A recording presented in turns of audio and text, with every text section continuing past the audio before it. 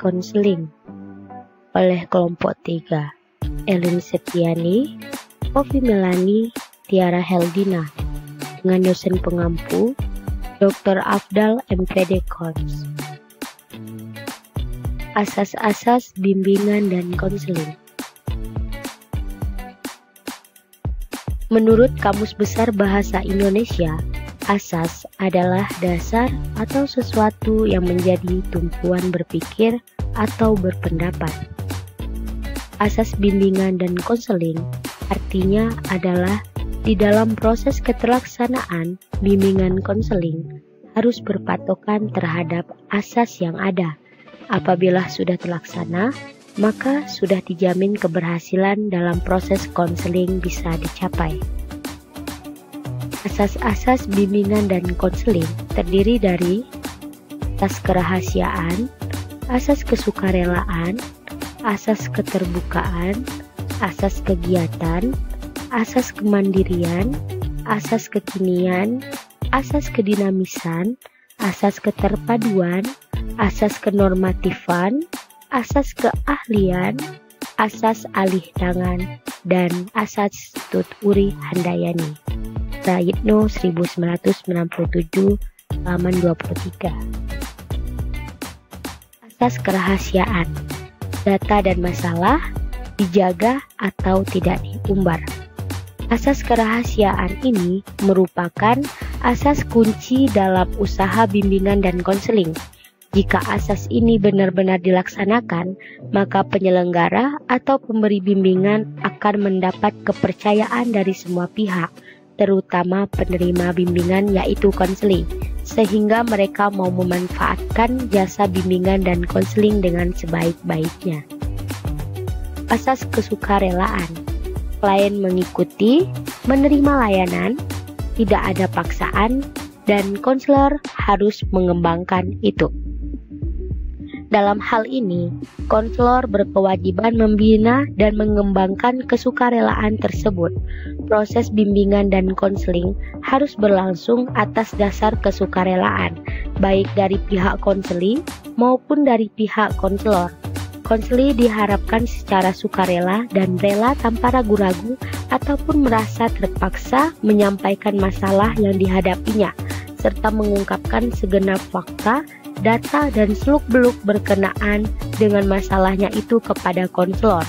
Dan konselor hendaknya dapat memberikan bantuan dengan baik dan tidak terpaksa, atau dengan kata lain, konselor memberikan bantuan dengan ikhlas.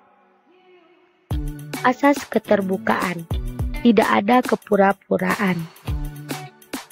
Keterbukaan ini berkaitan dengan terselenggaranya atas kerahasiaan dan adanya kesukarelaan pada diri peserta didik yang menjadi sasaran atau layanan kegiatan.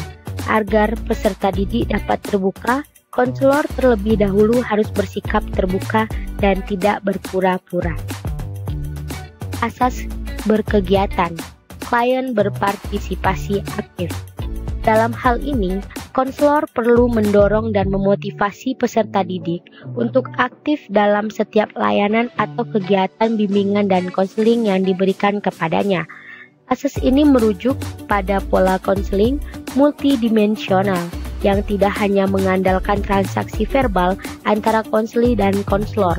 Dalam penyelenggaraannya, yaitu konseli aktif menjalani proses konseling dan aktif pula menerapkan hasil-hasil konseling.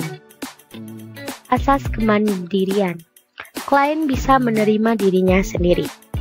Asas yang menunjukkan pada tujuan umum bimbingan dan konseling, yaitu peserta didik sebagai sasaran layanan, diharapkan menjadi individu-individu yang mandiri, dengan ciri-ciri mengenal dan menerima diri sendiri dan lingkungannya, mampu mengambil keputusan, mengarahkan, serta mewujudkan dirinya sendiri. Konselor hendaknya mampu mengarahkan segenap layanan bimbingan dan konseling yang diselenggarakannya bagi berkembangnya kemandirian peserta didik. Asas kekinian. Klien diharapkan berada di versi dirinya sendiri. Asas kekinian juga mengundang pengertian bahwa konselor tidak boleh menunda-nunda pemberian bantuan konselor harus mendahulukan kepentingan konseli daripada yang lain. Jika konselor benar-benar memiliki alasan yang kuat untuk tidak memberikan bantuannya saat itu juga, maka dia harus dapat mempertanggungjawabkan bahwa penundaan yang dilakukan itu justru untuk kepentingan konseli. Asas kedinamisan, layanan terus berkembang. Asas yang menghendaki agar isi layanan terhadap sasaran layanan yang sama hendaknya selalu bergerak maju, tidak monoton, dan terus berkembang serta berkelanjutan sesuai dengan kebutuhan dan tahap perkembangannya dari waktu ke waktu. Tahap bimbingan dan konseling yang menghendaki terjadinya perubahan pada konselingnya yang dibimbing, keberhasilan usaha pelayanan bimbingan dan konseling ditandai dengan terjadinya perubahan sikap dan tingkah laku konseli ke arah yang lebih baik. Asas keterpaduan, saling menunjang. Asas yang menghendaki agar berbagai layanan dan kegiatan bimbingan dan konseling, baik yang dilakukan oleh guru pembimbing maupun pihak lain, saling menunjang, harmonis, dan terpadu. Untuk itu, kerjasama antara guru pembimbing atau konselor dan pihak-pihak yang berperan dalam penyelenggaraan pelayanan bimbingan dan konseling perlu terus dikembangkan. Koordinasi dengan berbagai pihak yang terkait dengan bimbingan dan konseling menjadi amat penting dan harus dilaksanakan sebaik-baiknya. Asas kenormatifan, layanan mengikuti nilai-nilai yang ada.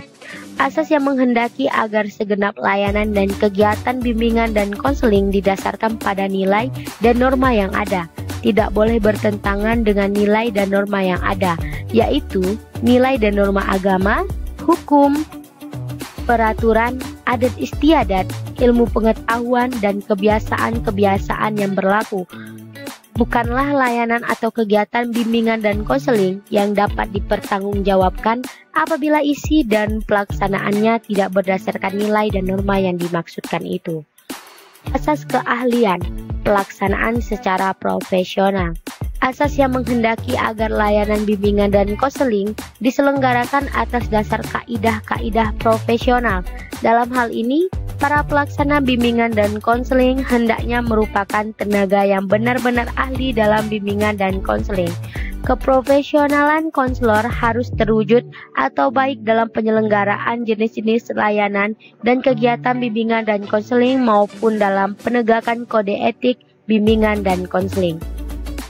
Asas alih tangan jika tidak mampu menyelesaikan. Asas yang menghendaki agar pihak-pihak yang tidak mampu menyelenggarakan layanan bimbingan dan konseling secara tepat dan tuntas atas suatu permasalahan peserta didik dapat mengalihkan permasalahan itu kepada pihak yang lebih ahli. Dan yang terakhir adalah asas Tuturi Handayani, pelaksanaan dapat mengayomi dan memberikan teladan. Asas yang menghendaki agar pelayanan bimbingan dan konseling secara keseluruhan dapat menciptakan suasana yang mengayomi, mengembangkan keteladanan dan memberikan rangsangan dan dorongan serta kesempatan yang seluas-luasnya kepada konseli untuk maju. Demikian juga segenap layanan dan kegiatan bimbingan dan konseling yang diselenggarakan hendaknya disertai dan sekaligus dapat membangun suasana pengayoman, keteladanan, dan dorongan seperti itu.